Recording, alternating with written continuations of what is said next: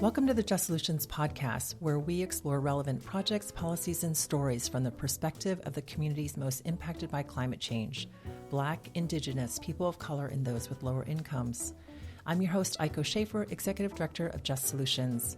In today's episode, we'll break down how the implementation of federally supported hydrogen hubs is impacting environmental justice communities.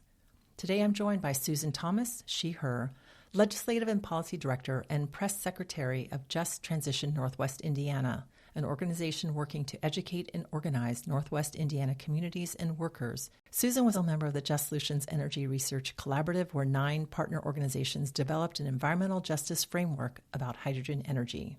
Welcome, Susan, to the Just Solutions podcast.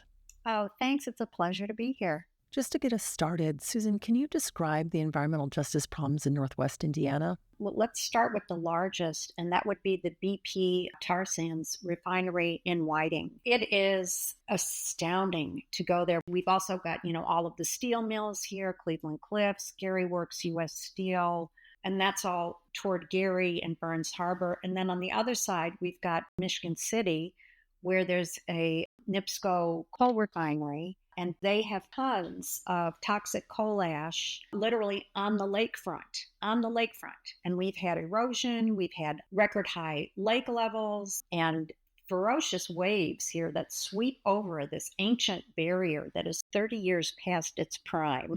And I think what folks don't realize, it's Gary, it's Whiting, it's, East Chicago, NIPSCO that won't affect me.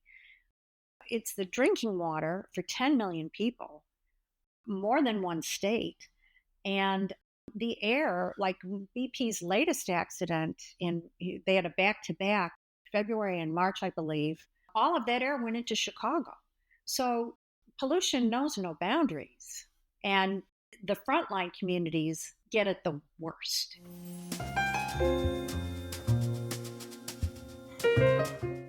So let's move into talking about hydrogen energy and how it impacts frontline communities. Susan, again, thank you so much for being on the show with us. Very excited to learn more about what's happening in Northwest Indiana and the advocacy and organizing work that you all are doing there to be able to, take on this really significant investment by us as taxpayers. So thank you again for being here. Can you share with us what's going on with hydrogen in Northwest Indiana? Secrecy.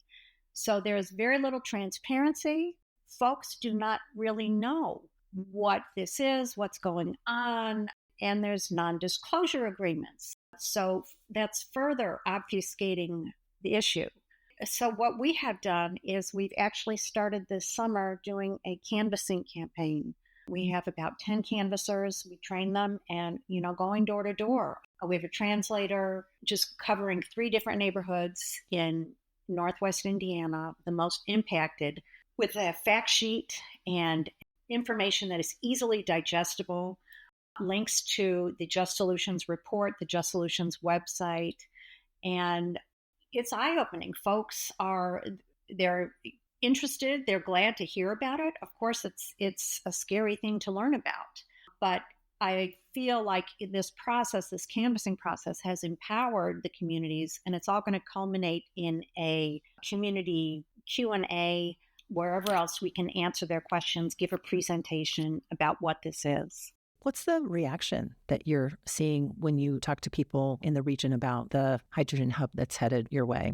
Well, as you know, people don't answer the phone anymore, and we're lucky to get them to answer the door. It helps when the canvassers are from the community, so they do have some recognition.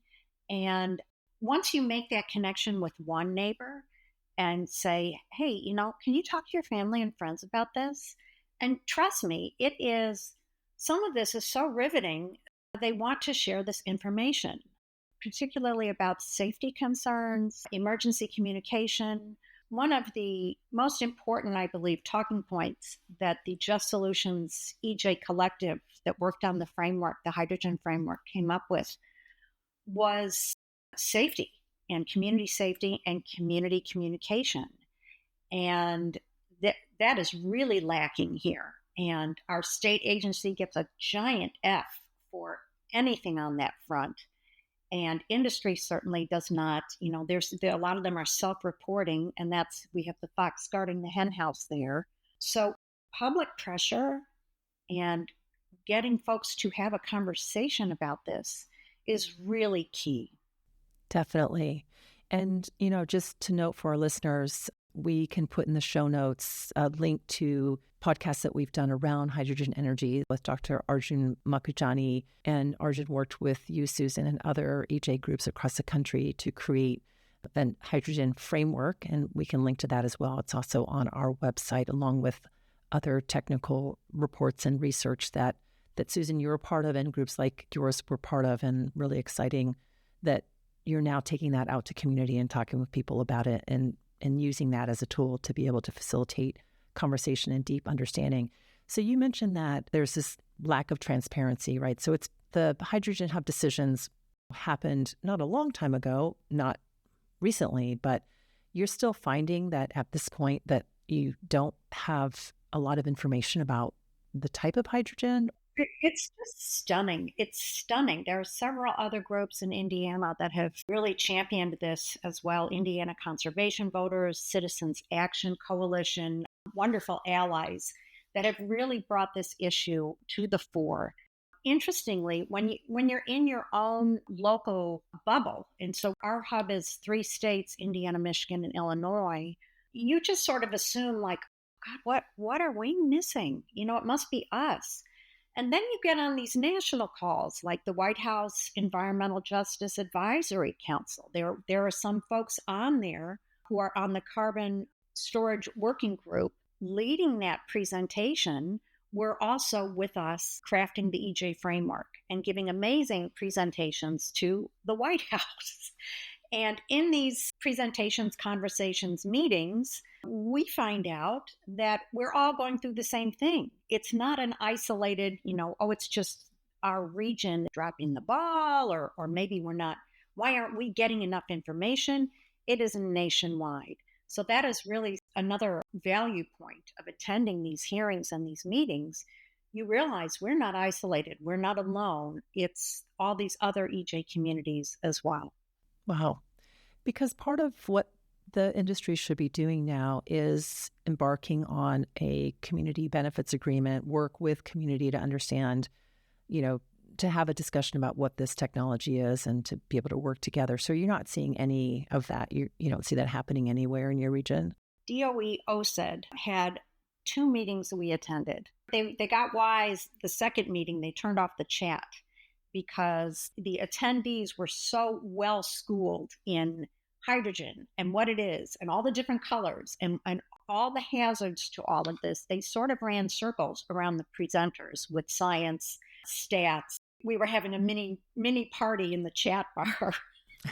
So they've disabled that. They've learned. But so community benefits plans, and there's also community benefits agreements. Now, I learned at a meeting yesterday with another environmental justice organization. This is where we really get our learning from each other. One is enforceable legally and one is not. It's well and good for these corporations to have it out there like, we care about you. We want to hear what you have to say. Come to our community benefits plan meeting. Well, it's lip service and they just check a box so that they can get their permit. The community benefits agreement is legally binding if that is part of the arrangement.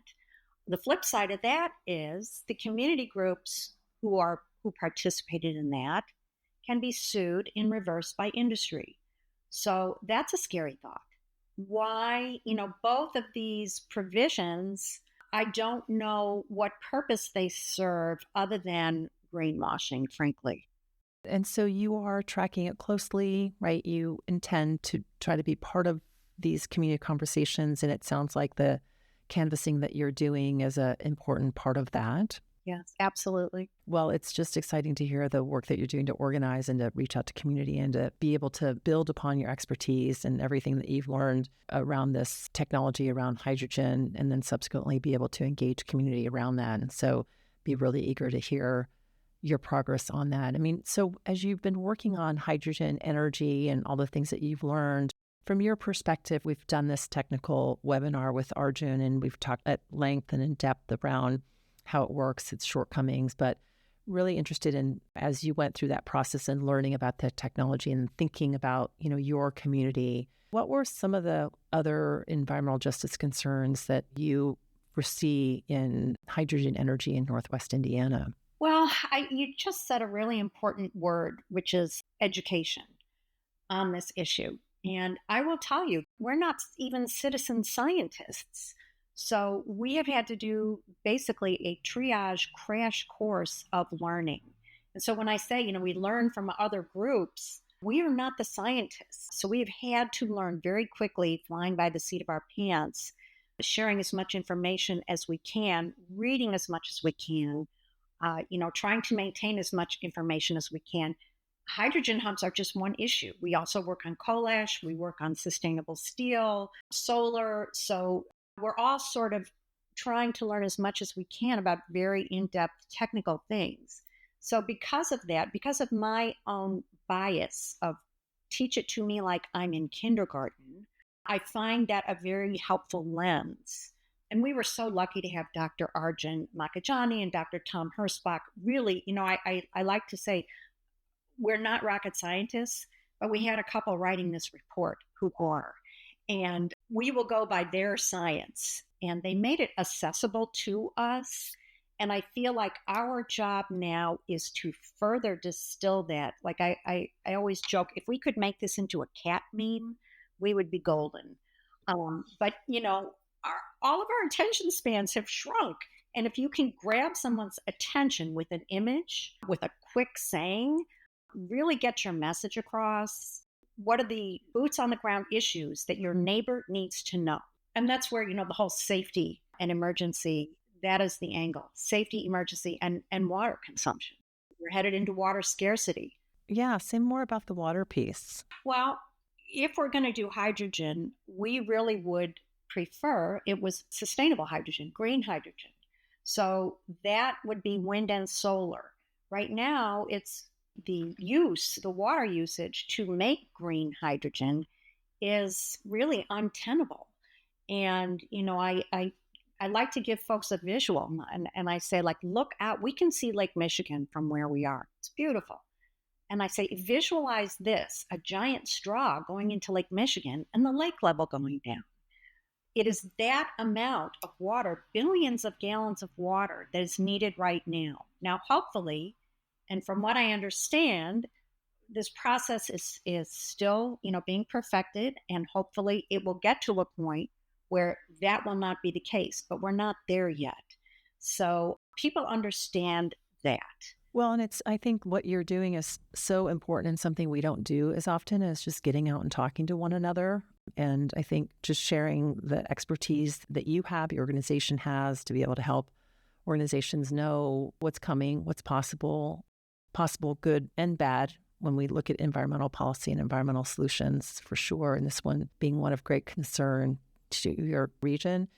And I think just painting that picture is so helpful in making it accessible to people. And I know you tease about the cat meme, but I don't disagree with you when you're working on social media, perhaps. But I just think that neighbor-to-neighbor connection is something that is so important, and glad that you all still do that. And I think it's important in a lot of communities to have that connection with one another.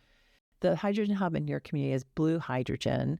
So I know that we've talked a lot about the rainbow of hydrogen, and we don't need to get too technical because we've done the other webinar on that. But, are there any particular concerns that you all have around what that means in particular for Northwest Indiana? Huge concerns.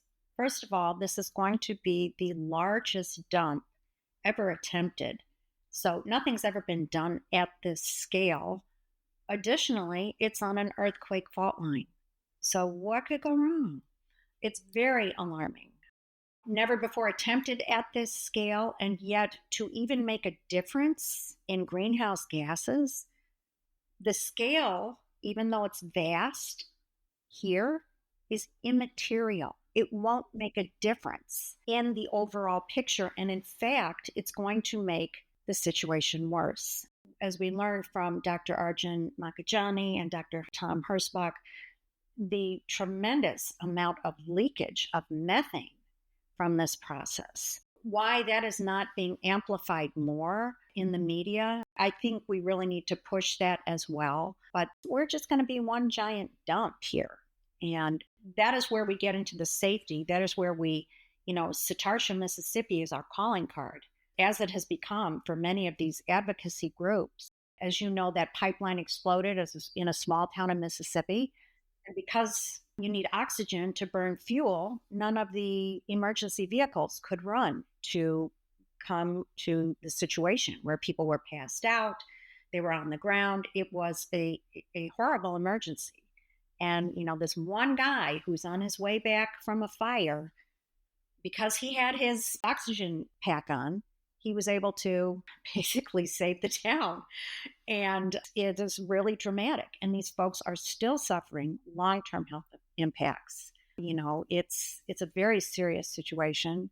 I attended a DOE CCUS, carbon capture utilization storage meeting, where, they realized, oh my gosh, everyone's talking about Satarsha.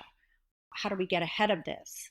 So they frame it as, oh, Satarsha was it was a learning experience for all of us, wasn't it? It was a learning moment. Well, if it was really a learning moment, then what happened this year in Sulphur, Louisiana would not have happened. You would have learned from that and you would have prevented another disaster that just happened. And ideally, right, I think the thinking behind the community conversation, the community plans, the agreements, is that opportunity, or should be, or conceptually is the opportunity in which community engages in that conversation to be able to bring their concerns, to see if there's a way for them to be addressed, right? You and I would say that, fundamentally, perhaps the concerns can't be addressed. Have you found in the work that you're doing, as you raise a lot of the concerns around the hydrogen hub there, that there are local decision makers, other influential people that are getting more engaged or asking the questions that you're asking? Not as quickly as needs to happen. There are some folks who have taken an interest. There are other folks, politicians, who are drinking the Kool-Aid. And in fact, I was at a town hall and I said, are you aware of the water usage? And, our politician said, oh, I had no idea. And I said, well, you're robbing Peter to pay Paul. Maybe the upside of all of this, like you're saying, is we are turning back to community, turning back to our neighbors. How are we going to be there for each other? Absolutely. And I think that anyone who would have a large scale industrial investment come into your neighborhood will want to know what it is and will want to have answers if it seems like there's some danger for themselves and their family. So I think what is interesting is obviously this hydrogen hub is not going to be placed in pick wealthy cities in the region, wealthy community in your region. And if that were the case, anyone who lived there would be asking the same questions you're asking. And so I think that that's the thing that we need to understand, is that what is happening in your community is no different than what would happen anywhere else. So I think that there is this very active belief in the potential of technology to save our planet, and a lot of faith in hydrogen energy, which, as we've talked about in prior podcasts, is still fairly unknown or unproven technology. And so I just think it's so important that you're asking those questions. And it makes so much sense that you would be very concerned about the cumulative impacts of that region, not just the environmental impacts, the economic impacts, historic impacts that have taken place in your communities, and how this is just going to potentially make matters worse. So when you think about the solutions that you would like to see, things that you would like to see implemented to ensure public health and safety, for example, what are you proposing? I think there should be a moratorium on all of this. I don't think any permits should be granted until it has been proven that this works. And what has been proven time and time again, and more of science is getting on board and making a public statement, is that this does not work. This is, in fact, a fig leaf for oil and gas to continue doing what they are doing. They're hoping on a wing and a prayer that by the time they get their tax credits and all these pipelines are built, well, maybe technology will have caught up by then and it will work by then. And that is really, really the wrong way. We have solutions that are out there, wind and solar. That must be where our tax dollars are being spent. When they say, oh, well, we've done these pipelines before, they work. Look at Archer Daniels Midland in Illinois. Well, does it work? It works for 30% of the emissions. And it's been problematic from the get go. So when these projects, tax credits are issued and the industry gets their cut, and then they find out it doesn't work, who is going to be stuck with this? It's the communities. Absolutely. And then, I think on the other side of it, not in the case of hydrogen, but in the case of public investments broadly, if industry is very successful and profitable, we don't see anything out of that either. So I think that this public investment in private entities that often are active advocates about free market, wanting to be able to, the irony, right, wanting to have the ability to sort of run their business the way they want, but yet are very quick to accept large amounts of public dollars. I think, by and large, that's a very frustrating dynamic where if they don't come through, and I think there are a number of examples in which we have invested in energy in which we have nothing to show for it. And subsequently, when things are going well around public investments, we've made as taxpayers into private efforts, we don't really get anything out of that either. Yeah. And thankfully, some folks are catching on. Like when we look to Senator Sheldon Whitehouse and Representative Jamie Raskin, they are calling out oil and gas to be investigated, not just on one count, on 4 or 5 counts of, knowingly misleading the public, on very dangerous climate destruction, health issues, you name it, dealing under the table with OPEC. And yet, our government is still going to give tax credits to these bad actors. It really boggles the mind. Yeah, I think it's important to note that you are interested in having a conversation with the industry, right? I mean, the community wants to have the conversation, community wants to know what's happening. And again, this is their tax dollars that the industries are using. And so it seems to me that they should have a role to be engaged and that the company should feel some accountability to them as well. So I think it's really great to have you on the show to talk through that. And so you talked too about these alternatives to hydrogen energy, solar, wind. What are the efforts happening there? I mean, the advocacy work that you all are advancing, are there efforts in that part of Indiana that focus on promising alternative energy, clean energy that as an organization, as a community, you think people can get behind? Well, there's a big NIMBY, not in my backyard equation here, but we recently had a large countywide fight over solar. Half of the farmers wanted to lease for 35 years their land to be used for solar. The other folks were like, no, this is not a good change. This is, and the company bent over backwards, doing way more than was even required. They did get this contract, but there are more that are being pushed back upon. Moratoriums are being put in place so that these things are on hold. We don't have time for that anymore. It is beyond go time. And with the innovations that these wind and solar companies are doing, and they are listening to the communities. They are doing setbacks more than is required by code. They are planting butterfly, wildlife, native habitats in these areas so that when the lease is up, and if this goes back to farmland, the earth is in better condition than it was before. Now, if you do a CCS pipeline, you cannot use that land again. And what I learned, I thought it was because of perhaps it was leaching into the soil. No, that's not it.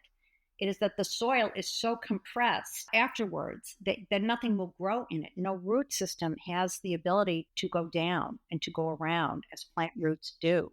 So farmers who are against this are proving now that they're losing, up to 30% of their usable farmland. And that's 30% of crops that they could be selling. So there needs to be one giant conversation with all of these folks to see pros and cons of both. And I think once you see that, you would prefer to lease solar so that you could use your land again, hand it down to the next generation, rather than have these stretches of, it almost looks like asphalt through fields where the earth is not usable.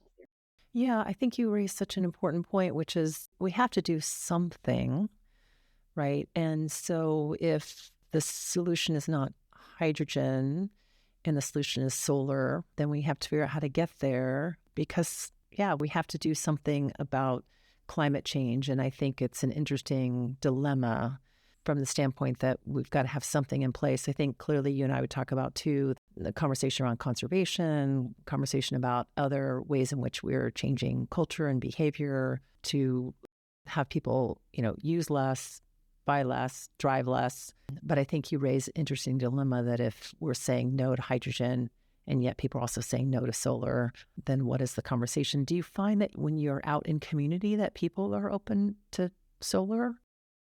One thing that came up at one of these most recent county meetings, and I should add, we are working with the NAACP on a project called the Soul Power Project, where it is going into the community and training young men and women for these jobs of being a solar installer, solar repair.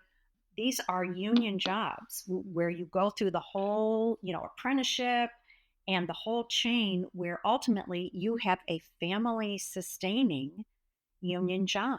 And there are folks who you don't have to have a college degree for this. There are folks who, maybe you are reentering the community again after doing time. These are programs that can really bring in a segment of the population into strong union jobs. Now, Indiana, we are a union state. So that really is something that needs to be touted even more. These are not freelancers coming in from another state or from overseas. These are folks that are right from your community, getting trained right in your community at different centers and community colleges, working in tandem. So, Susan, what recommendations would you give to community groups who are trying to ensure that implementation of hydrogen energy does not disproportionately burden their communities? You're going to have to get out into the community, encourage people to speak up and speak out. Talk to your friends, talk to your neighbors, talk to your families about this. I think that is the best starting point. In addition to speaking with community, friends, and family, I would be attending as many meetings as you can. And if you are not already, because most of the groups we work with, we're all working in tandem. We're not isolated. We really are nationwide going through all of this together. And we are so much stronger together.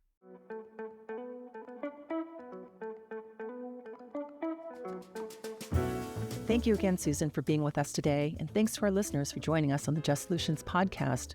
We've put more information in the show notes, including a link to our hydrogen energy framework that Susan and other environmental justice groups were part of creating, and also links to relevant research, including the implications of water and hydrogen.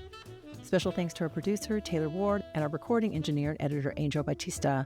If you enjoyed this episode, leave us a review wherever you listen to podcasts.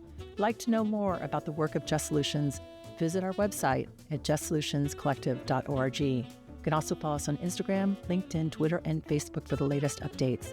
Together, we're driving community-created and equity-centered solutions to the climate crisis. We hope you'll join us for our next episode.